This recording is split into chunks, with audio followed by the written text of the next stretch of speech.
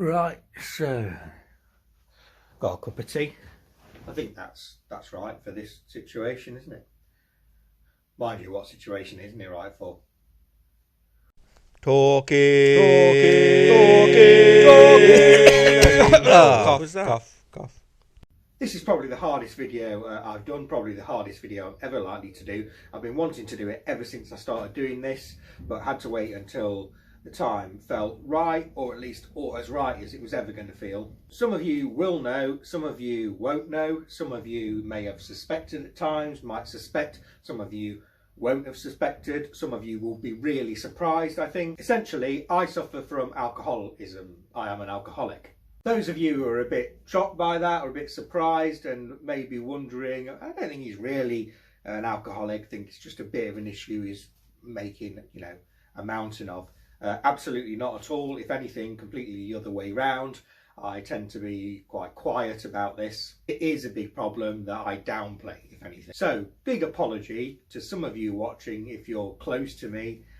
This probably won't be an easy watch. Yes, it is a big problem. Over the years, relationships have strained. I've lost some friends. My finances have been massively impacted. It's affected my personal life. I have had problems at work, massively up and down. There's been periods when I've been extensively, continually consuming amounts of alcohol in units that, in a day that are far more than you should be in a week. I've continually consumed units that have been described as lethal, and two professionals I can remember have said to me, probably lucky I'm alive, really. I'd say over the years, a high point was probably 19 months of abstinence. I think the lowest point would probably be when I drunk so much that I lost over an entire day. I've had periods of drinking where I've actually been okay. I've not been drunk as such or anything like that. And I've been coherent and able to do things normally, but I needed some drink in order to do that. That includes social and mental functioning, which is one thing, but also at times physical functioning, which is going down a more serious line. This will be the first of a number of videos. I think I want to do videos of, signs that I'm escalating, having a problem, tips on what I do when I'm in the middle of a problem, how to get out of it, things to look for, if you suspect someone might need help, things like that, all sorts of things like that. This one, I think I'm just gonna tell the story to begin. I guess I'm hoping, that if you think you've got a problem, if you think you might be developing a problem, if you know someone who you think might have a problem or does have a problem, or, anything, you might recognise some of what I'm saying, you might hopefully take something from what I'm saying.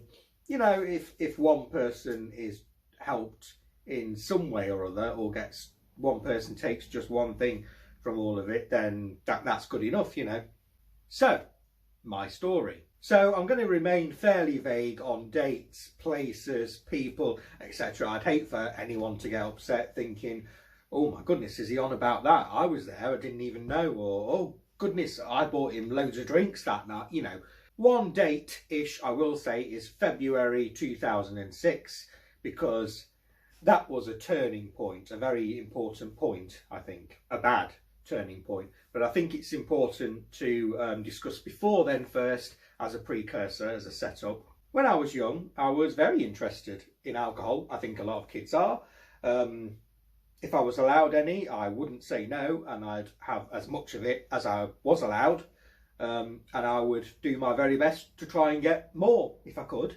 In my old teen years, early adult years, I think I was fairly standard. I like to go out, of the weekend with the aim of getting drunk. Now, generally speaking, I overdid it sometimes and, got sick. I had a handful of hangovers that I can remember. And I think there were some minor issues. There was a couple of drunken fallouts, I think. And one event I can remember when I'd got quite drunk and I don't know why, I just started picking a fight with this very big bloke who, sober or drunk, I knew I shouldn't have been picking a fight with. That wasn't me anyway. Who ended up just basically picking me up by his little finger, I think, and placing me out the room. And, you know, it was all good. I mean, it wasn't all good, but it was all good. You know, we laugh about it afterwards. And I apologise. And, you know. Oh, I did fall off a bike once and injured myself. Well, not badly, but there was a lot of blood. So I would say before this date, February 2006, I was a fairly average person who drank. Probably, I'd say I'd be about 10% worse though. I drink about 10% more than anyone else. I think my second year of university in particular, of the three as an undergraduate, I remember it was pretty much daily. I'd have a pint or two with lunch and probably half a bottle of wine to a bottle of wine in the evening, which wasn't that different actually from the people I was with, just to be clear, possibly a little bit more, like I say. And importantly, I can't swear that I never ever lone drank, but it was very, very rare, I would say. So one day this changed. A turning point from someone who likes to drink a lot, to someone drinking for other reasons. A landmark from the transition from drinking for pleasure and drinking for need. A pinpoint from turning from a social drinker into a lone drinker. February 2006. A few months before then, for the first time, I'd moved somewhere completely on my own, apart from when I went to university, but everyone was kind of in the same boat there. On this occasion, I moved somewhere, I was on my own, there was no friends there, no family there, no one I knew there. Totally alone. So that going out and having a drink socially, or going round to some family or friends and having a drink, or even having some drink at home but with family or friends, that kind of went there. And I was failing to replace that in a big way. So I started to have a drink or two, perhaps in the evening, on my own, usually a beer. I think sometimes there was spirits and there was sherry occasionally. One night, February 2006, I went and got a bottle of sherry and I had a couple of glasses of it, say no more than a quarter of the bottle. I woke up, as in properly woke up, around about 9 o'clock the next day, and I lay in bed wondering what to do for the day. I didn't really feel like doing anything. I got to about 10 o'clock, I think. And there was stuff I could have been doing in the day, but I hadn't really got any drive. Anyway, I looked and there was that bottle of sherry, 3/4 of it left. And I thought to myself, hey, what? Why not? Why am I not? Why, if I want to, why am I not? Who am I not doing it for? What's the reason? There's no one here to judge me even. No one's going to know. Why not? That was the thinking. By midday, I'd finished it, and I remember, still with that mindset, why not? I went to buy lunch and I got another bottle of sherry.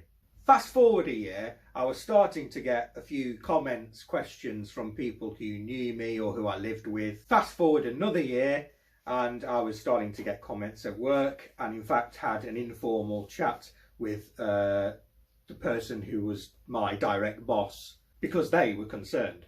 I was spending a lot of money, although you know it would probably be a lot of money. I think you'd still be surprised how much daily drinking, you know, beer and sherry and bottles of wine and spirits adds up to very, very, very quickly.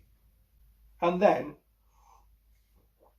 I had a bit of a, well, not just a bit of a, I had a breakdown.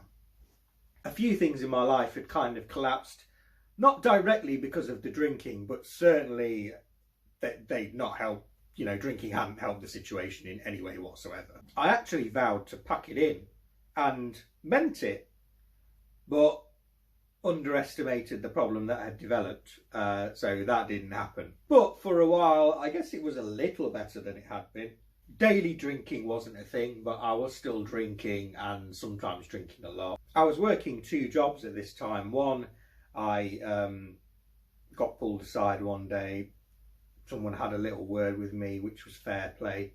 And at the other one, I got very ill one day. I hadn't actually been drinking for about a week at that point. However, they kind of knew about my issues. So because I was ill and the way I was behaving, that raised suspicions and caused some complications. And as time went on, I think it is fair to say that rumours were developing at the first workplace I was just on about, where someone pulled me aside, amongst colleagues and whatnot, about my drinking. Then a massive incident occurred, which I'm not sure about the word life-changing. It's not like, you know, I lost a limb or, you know, something like that, suffered brain damage. Not life-changing in that sense, but the effects of it are something that, in the short term, was quite big and will kind of be with me until the day I die. I'm not going to go into what, but it was big and, like I say, arguably life-changing, depending on your definition. That should have been the moment, I would say. However, I had a genuine problem. So in fact, actually, the opposite happened. It just made things worse. I was back to the drinking of previous that I've discussed before. And I think for a few years, from this point, for a few years, was the worst period, I think. But I was drinking heavily, lots. There were fallouts. There were friendships lost. And that day lost I was on about was in this period. So I had a week off work. I was finishing on Friday at 5 p.m. And I was not back till a week following Sunday. I got a litre bottle of whiskey on the way home. I cracked it open about 6-7 o'clock. I remember just after 8:15, I'd had 3/4 of that litre of whiskey. I went back to the shops, got 4 bottles of strong cider. I drank one, I remember, and then that's it. The next thing I remember is waking up. The TV was still on. I could see that it was 2 a.m. I felt pretty bad, pretty hungover, but I wasn't going back to sleep. I gradually started to notice things. One, I'd finished that litre bottle of whiskey. I'd finished the 4 bottles of cider. Then I noticed another litre bottle of whiskey that was about halfway drank. And I actually picked it up and started swigging from it. There was also 4 cans of cider empty and 1 2-litre bottle of cider empty.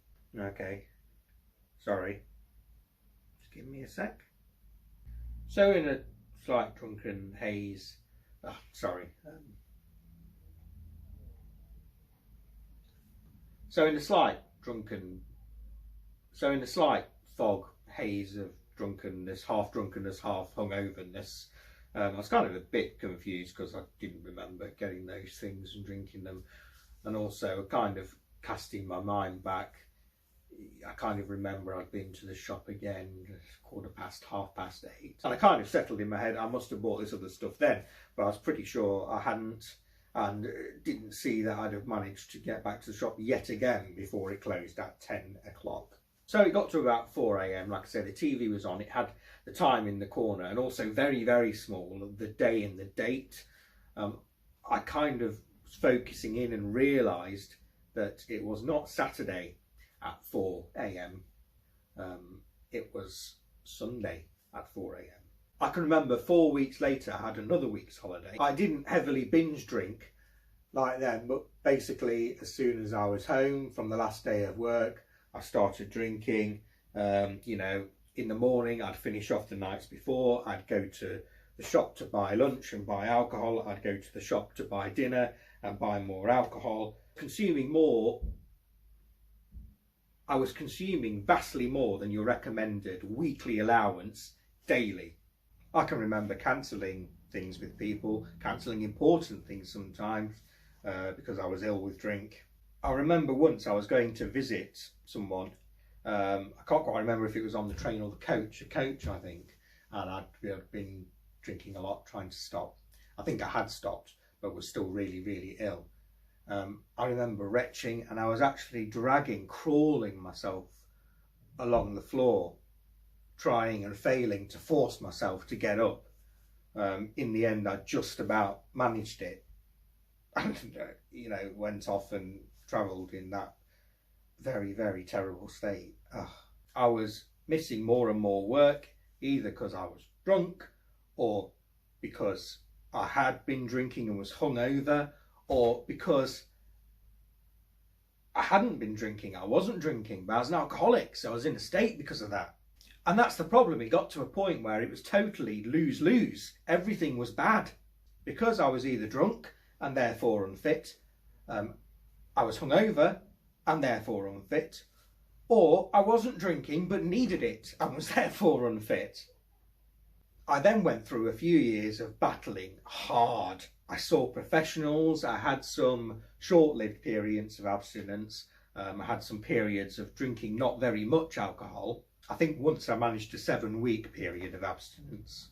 I had a period where I was drinking deliberately, but always keeping within the recommended daily allowances. And I remember once I had 4 weeks of abstinence, and I went to visit family. That was very nice. I was there for about 3 or 4 days, I think. And I came back, and for some reason on the way home I bought a bottle of fortified wine. And I sat there, right, opening it up, drinking it, whilst crying. I felt pretty desperate. I was like, I have stopped, you know, for like 4 weeks. Why does this keep happening? Why can't it stop?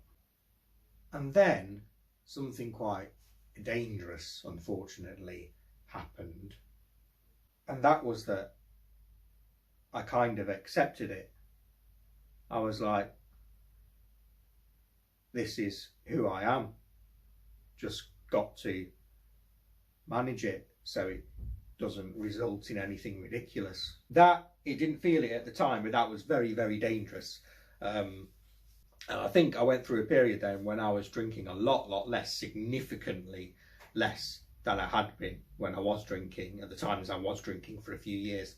But I was having at least some cider daily.